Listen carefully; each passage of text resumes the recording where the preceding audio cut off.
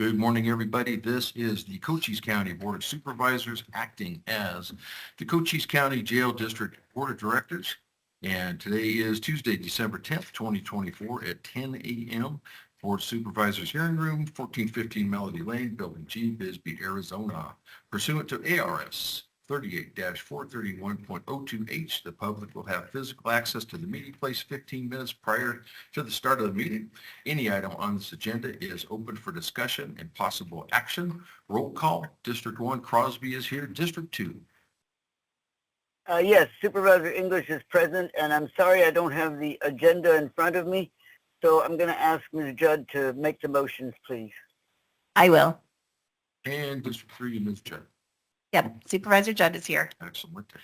Members of the public may also attend this meeting via Microsoft Teams, computer or mobile app, or via phone by calling 602-609-7513 or 888-680-6714, conference ID 69859-036. If you have trouble accessing this meeting remotely, call 520-432-9200 for direction.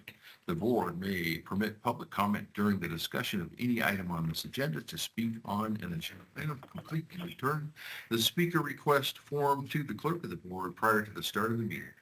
The call to the public, and I believe all our call to the public notices are for the regular meeting, so there will be no call to the public that I'm aware of.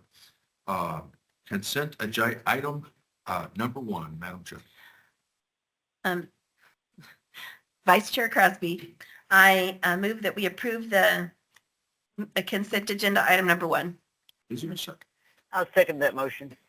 There's a motion and a second. All those in favor? Aye. Aye. Aye.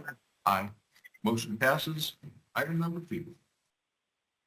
Madam Judd, if you would kindly read the item number 2 prior to Mr. Bradshaw's presentation. Mr. Vice Chairman, I move that we approve the facility exchange between the Sierra Vista Juvenile Detention Center and Cochise County Sheriff's Sierra Vista Substation to allow the sheriff's use of the detention center as a combined adult intake and juvenile housing facility and allow for an additional 21 full-time equivalent personnel to the jail district budget at a cost of $1,777,470.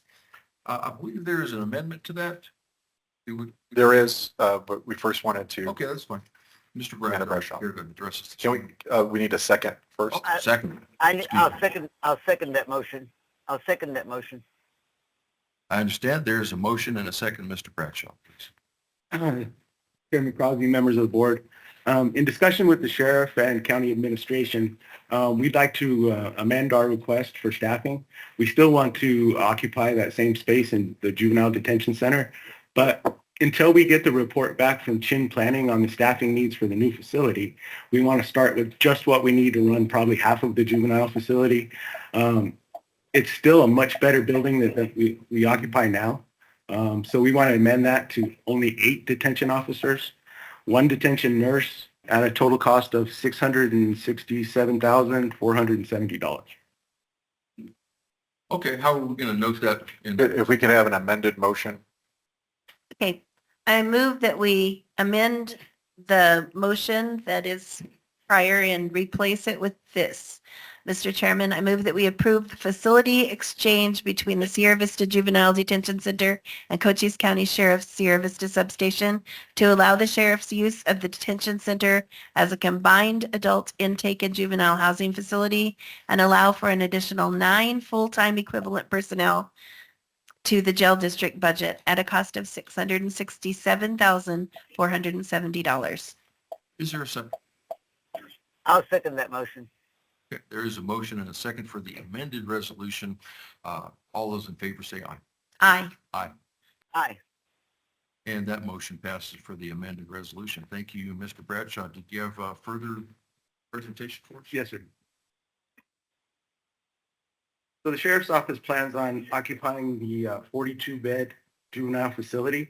It has its own dedicated recreation area inside and outside.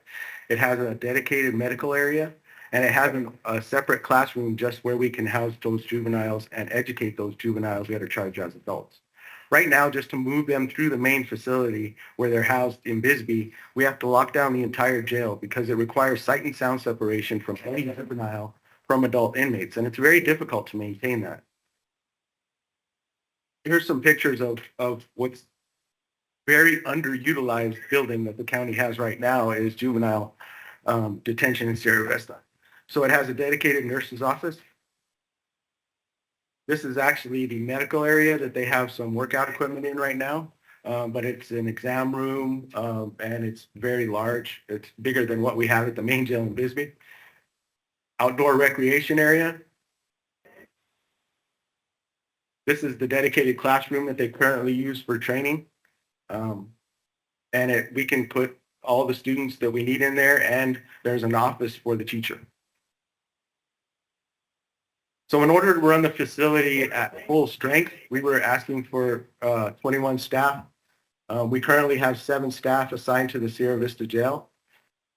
Maintaining the adequate number of staff would ensure an effective operation that would greatly reduce liability for the Cochise County Sheriff's Office and for Cochise County as a whole. This would allow the detention division to run a constitutionally safe and secure facility with adequate staffing levels. And like I said in our amended request, we just want to get in the building where it's a better situation for us. And then as we get the plan from Chin Planning for the new facility and a transition team, then we can reapproach the board with additional staffing for that transition team and for this facility. At that time, we'll probably ask for additional supervision.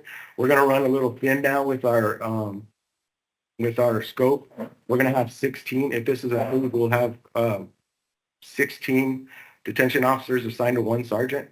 But with what we have, we can send some people out there occasionally to assist, and that's a 24-hour-a-day situation. So obviously that 1 sergeant won't be able to be there, but we wanted to modify the request and just take a skeleton crew and get this place open and then add to it once we get that study done. You can see there's a lot of detention officers. The Deputy Association is here. We're all about staff safety and inmate safety and reducing liability to the county. And with this new facility, we think that we're going to be able to do that. With this 8 additional staff and the nurse there all the time, 1 nurse dedicated just to Sierra Vista, we can reduce liability. Mr. Crosby, at the work session, you asked how much additional staff we would need to reduce and how much overtime we could reduce with additional staff.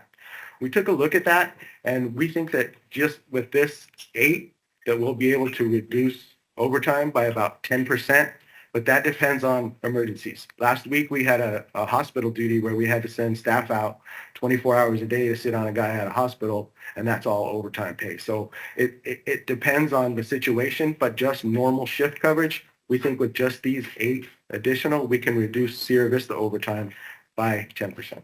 Thank you, Mr. Bradshaw. The only thing I want would be an estimate, so that's fine. I appreciate that. Yes, sir.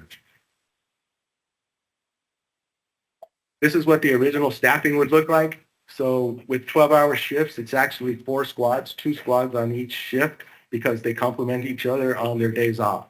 So we would run a corporal, a booking officer, a control room officer, a runner, a juvenile housing officer, and a programs officer on every shift. Right now, we're going to reduce that down to a control room officer, a booking officer, a housing unit officer on every shift. So we plan on having 3 people on every shift at all times. This just describes the staffing that we talked about. We currently have 7 staff. Once we increase it, it would significantly reduce liability for the county. That's a breakdown of the 21 staff that we were originally going to ask for. So a starting detention officer's pay is $47,600. With ERE, it brings it to $71,000. And a detention nurse is $76,295. With ERE, it brings it to $99,470. So 8 detention officers plus that detention nurse is $667,470. I added some jail guidelines and references from case law. about proper staffing of institutions and juvenile facilities and detention facilities overall, just for your reference, because we want to make sure that we're within all the standards and guidelines and laws and case law when we staff someplace, and make sure that the Arizona County Insurance Pool is also comfortable with our staffing levels, because previously they had threatened to raise our deductible if we didn't properly staff our satellite jails. I don't know, Sheriff, if you have anything to add on, or No, well stated. stand for any questions. Thank you.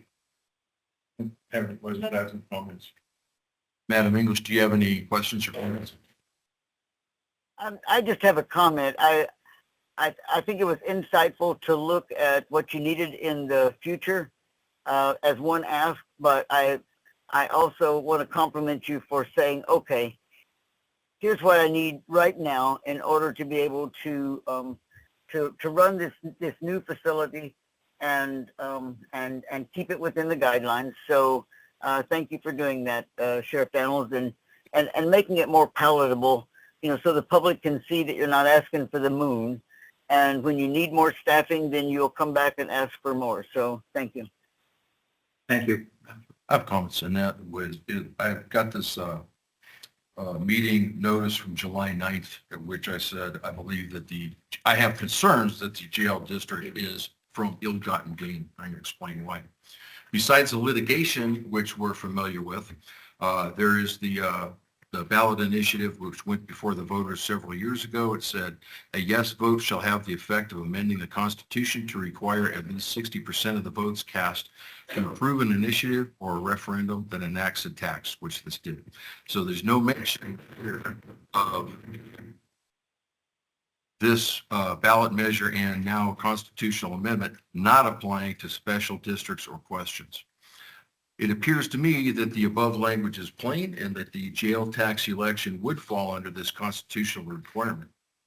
Also, since this is a vote of the people, the concept of legislative intent does not come into play. In fact, Arizona Constitution, Section 1, Article 4, Paragraph 1 says, independently of the legislature.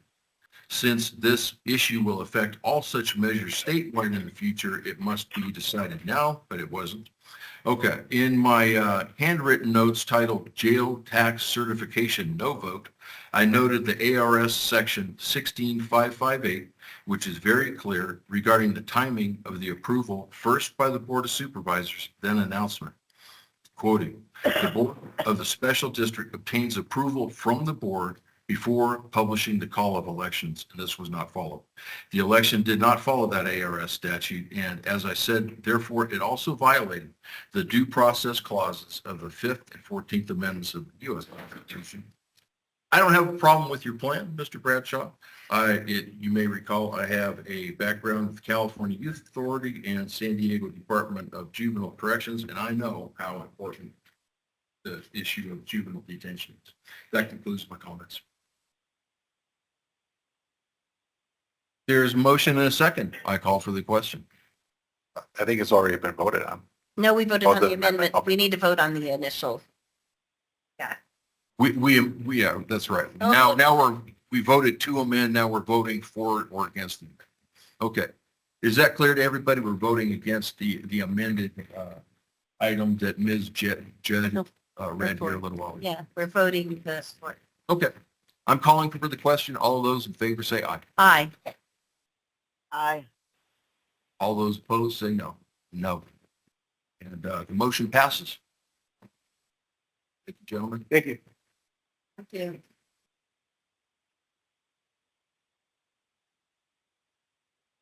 And the meeting is adjourned.